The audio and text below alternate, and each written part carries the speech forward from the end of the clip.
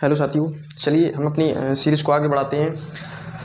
हम एक नए कॉन्सेप्ट और एक नए चैप्टर की तरफ आगे बढ़ते हैं। तो चलिए दोस्त, हमने चैप्टर 3 और 4 जो है ख़त्म कर दिया है। अब हम चैप्टर 5 की तरफ बढ़ते हैं। हमारा अध्याय 5 है। देखिए, अध्याय 5 की तरफ हम बढ़ते हैं। अध्याय 5 के क्वेश्चंस को करने से पहले हम उसके बेसिक कॉन्सेप्ट को समझने का प्रयास करते हैं, जो बेहद ज़रूरी है। सबसे अधिक ज़रूरी है कि हम उस चैप्टर को पढ़ने से पहले उस चैप्टर का एक बार कॉन्सेप्ट समझ लें कि हमें वास्तव में पढ़ना क्या है। तो देखिए दोस्त, हमारा जो अध्याय 5 है, दोस्तों इस वीडियो में हम इस अध्याय का जो है कॉन्सेप्ट समझेंगे, ठीक है। फिर आगे ऐसे ही बढ़ते रहेंगे, ठीक है। एक के बाद एक वीडियो, तो आपको क्रम बाई क्रम हम क्वेश्चंस भी इसके करवाएंगे, ठीक है दोस्त। देखिए, अध्याय 5 में है समांतर श्रेणियाँ।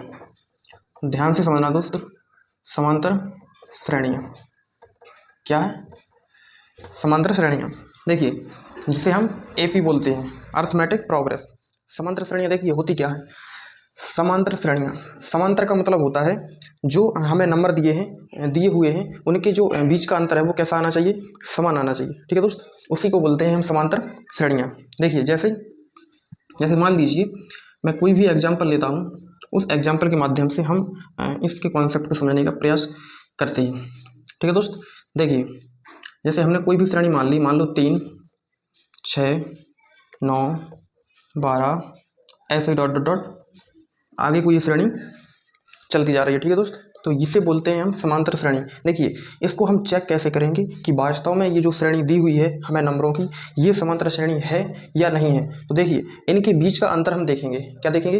इनके बीच का हम अंतर देखेंगे। अगर इनके बीच का अंतर समान आ रहा है सब में, यानी कि इन दो संख्याओं के बीच का अंतर भी उतना ही है, उतना ही होना चाहिए। इन दो संख्याओं के बीच का अंतर इस अंतर के बराबर होना चाहिए, ठीक है। यानी कि अगर यहाँ पर अंतर 1 आ रहा है तो यहाँ पर भी 1 आना चाहिए, यहाँ पर भी 1 आना चाहिए, इन दो नंबरों के बीच भी 1 आना चाहिए, और आगे भी जो संख्या है उनके बीच का अंतर भी कैसा आना चाहिए, बिल्कुल समान आना चाहिए, ठीक है दोस्त। अगर सबके बीच का अंतर समान आ रहा है तो हम कह सकते हैं कि ये जो श्रेणी दी हुई है हमें, ये समांतर श्रेणी हो जाएगी। अब देखिए, मैंने जो एग्जाम्पल लिया है इसको समझने का प्रयास करते हैं।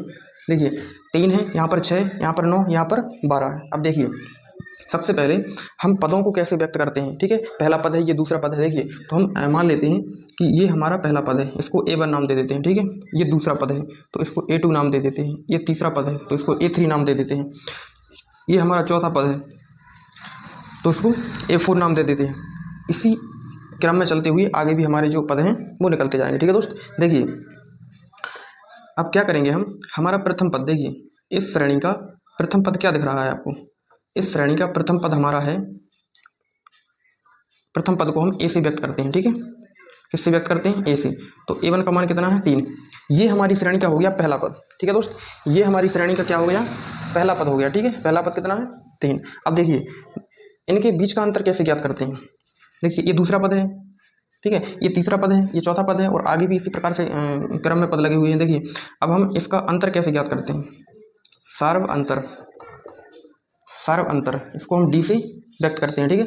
अब देखिए, D की वैल्यू हम कैसे, D का मतलब है कि इन दोनों संख्याओं के बीच के अंतर को ही हम D से डिनोट करते हैं या D से हम दर्शाते हैं, ठीक है दोस्त। देखिए, D का मान कैसे निकालेंगे?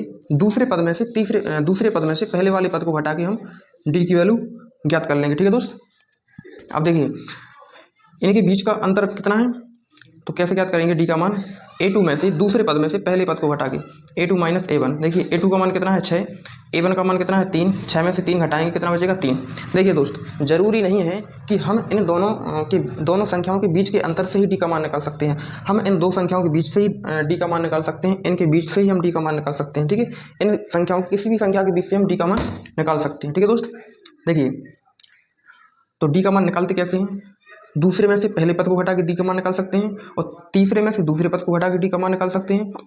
चौथे पद में तीसरे पद को घटा के हम D का मान निकाल सकते हैं, ठीक है दोस्त। तो देखिए, इनके बीच का अंतर भी 3 है, 9 में से 6 घटाएंगे 3 बचेगा, 12 में से 9 घटाएंगे 3 बचेगा। मतलब क्या है? मतलब ये है कि ये जो श्रेणी दी हुई है इसका प्रथम पद A1 3 है, और इनके बीच का जो अंतर है वो D कितना है? 3 है। देखिए दोस्त, एक चीज़ तो क्लियर है, क्या कि आपको प्रथम पद और अंतर समझ में आ गया है कि देखिए सबसे पहला काम क्या होता है, सबसे पहला काम होता है हमारा कि ये जो क्वेश्चंस में श्रेणी दी हुई है या जो हमें क्वेश्चंस में श्रेणी अगर नहीं भी दी हुई है, अगर श्रेणी बनानी भी है तो हम क्या करते हैं, सबसे पहले ये हम देखते हैं कि ये समांतर श्रेणी है या नहीं है। अगर समांतर श्रेणी है, अगर समांतर श्रेणी है तो प्रथम पद को भी हम ज्ञात कर सकते हैं, इनके बीच के अंतर यानी कि डी के मान को भी हम निकाल सकते हैं। ठीक है, अब हमसे देखिए, अब हमसे कोई सा भी पद पूछ ले आगे, जैसे जी पहला पद है A1, A2 दूसरा पद है, A3 9 पद है, A4 चौथा पद है 12। देखिए अगर हमसे पूछ ले कि बताइए इस श्रेणी का, ये जो श्रेणी चल रही है 1 2 3 4 पद तक ली है हमने। ठीक है, आगे भी ऐसी अनंत तक श्रेणियाँ चल रही हैं, अनंत तक पद जा रहे हैं। अगर हमसे पूछ लिया जाए यहीं पर कि बताइए कि 50वां पद ज्ञात कीजिए, 50वां पद होगा क्या इस श्रेणी का, तो अगर हम ऐसे काउंट करते जाएंगे तो हमें बहुत टाइम लग जाएगा। ठीक है दोस्त, इतना टाइम पेपर में होता नहीं है। ठीक है, तो देखिए कोई सा भी पद पूछ लें, हमें केवल कोई सा भी पद पूछ लें, किसी भी नंबर का पद पूछ लें, या 1000वां पद पूछ लें, 1200वां पद पूछ लें, 2000वां पद पूछ लें, हमें केवल दो चीज़ों की जरूरत पड़ती है। एक तो ए की जरूरत पड़ेगी, ठीक है, प्रथम पद की जरूरत पड़ती है, और एक इनके अंतर की जरूरत पड़ती है। कोई सा भी पद ज्ञात कर सकते हैं। देखिए जैसे एग्जाम्पल के थ्रू क्या करते हैं मैं बताता हूँ आपको। जैसे मान लीजिए ये पूछ रहे हैं कि 50वां पद ज्ञात कीजिए, श्रेणी का 50वां पद क्या हुआ। देखिए सबसे पहले इसको समझाने से पहले मैं एक चीज़ बता दूं आपको। क्या, देखिए हम श्रेणी को ज्ञात कैसे करते हैं, मतलब श्रेणी को हम कैसे बना सकते हैं। देखिए श्रेणी को बनाने का तरीका क्या है, सबसे पहले ए को लिखेंगे। ठीक है, मतलब प्रथम पद ए है, तो दूसरी श्रेणी कैसे ज्ञात करेंगे। देखिए ए प्लस डी, मतलब ये क्या है, देखिए सीधा सीधा मतलब ये है इसको समझने का कि अगर प्रथम पद ज्ञात करना है तो एक भी डी नहीं जोड़ना पड़ेगा। डी मतलब अंतर क्या जोड़ना पड़ेगा, कुछ नहीं, पहले पद में तो वही संख्या आएगी जो है। तो अगर पहला पद ज्ञात करना है तो उसमें एक भी डी नहीं जोड़ेंगे हम। ठीक है, अगर दूसरा पद ज्ञात करना है तो एक डी जोड़ देंगे। अगर तीसरा पद ज्ञात करना है, देखिए ध्यान से समझिए, अगर पहला पद ज्ञात करना है तो उसमें ए जोड़ेंगे। अगर दूसरा पद ज्ञात करना है तो उसमें ए प्लस डी जोड़ेंगे। अगर तीसरा पद ज्ञात करना है तो उसमें ए प्लस 2d जोड़ेंगे। अगर चौथा पद ज्ञात करना है तो ए प्लस 3d जोड़ेंगे। अगर पांचवा पद ज्ञात करना है तो ए प्लस 4d जोड़ेंगे। ऐसे ही क्रम से संख्या चलती जाएगी। ऐसे हम समांतर श्रेणी को बना सकते हैं इस प्रकार से। देखिए दोस्त, हमें समझना क्या है, अगर हमें देखिए मान लीजिए कोई सा भी पद ज्ञात करना है। ठीक है, हमें पूछ लिया कि बताइए छठवां पद ज्ञात कीजिए, तो छठवां पद कैसे ज्ञात करेंगे हम, ए प्लस 5d। ठीक है, जिस नंबर का पद हमसे पूछा है बस उसमें से एक डी कम जोड़ते हैं हम। जैसे ये देखिए पहला पद, दूसरा पद, तीसरा पद, चौथा पद। देखिए तीसरे पद, पहला दूसरा तीसरा पद हमें ज्ञात करना है तो उसमें 2d जोड़ना पड़ेगा। अगर चौथा पद हमें ज्ञात करना है तो उसमें 3d जोड़ना पड़ेगा। अगर पांचवा पद ज्ञात करना है तो इसमें 4d जोड़ना पड़ेगा। ठीक है, ये तो सब में कॉमन है, बस जिस नंबर का पद ज्ञात करना है उससे एक कम डी जोड़ देंगे। ठीक है दोस्त, देखिए अब समझते हैं। मान लीजिए हमसे पूछ लिया एग्जाम्पल में कि बताइए 50वां पद क्या होगा, तो देखिए 50वां पद कैसे ज्ञात करेंगे। ये ए प्लस 50वां पद ज्ञात करना है, एक डी कम जोड़ देंगे, 49d। ठीक है, अब देखिए ए का मान तुम्हें पता है कितना है, 3, 49 ऐसे ही। डी का मान कितना है, 3।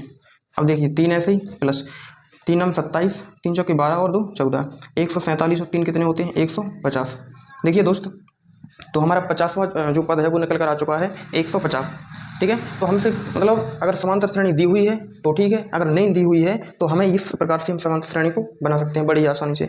ए, ठीक है, प्रथम पद ए प्लस डी, द्वितीय पद ए प्लस 2d, तीसरा पद ए प्लस 3d, चौथा पद। ठीक है, जिस नंबर का हमें पद ज्ञात करना है या जितना हमें पद पूछा है, ठीक है, पदों की संख्या जो पूछी है ए 50, जैसे 50वां पद ज्ञात करना है हमें। ठीक है, तो हम कितना जोड़ेंगे इसमें, 49d जोड़ेंगे। कितना जोड़ेंगे, 49d।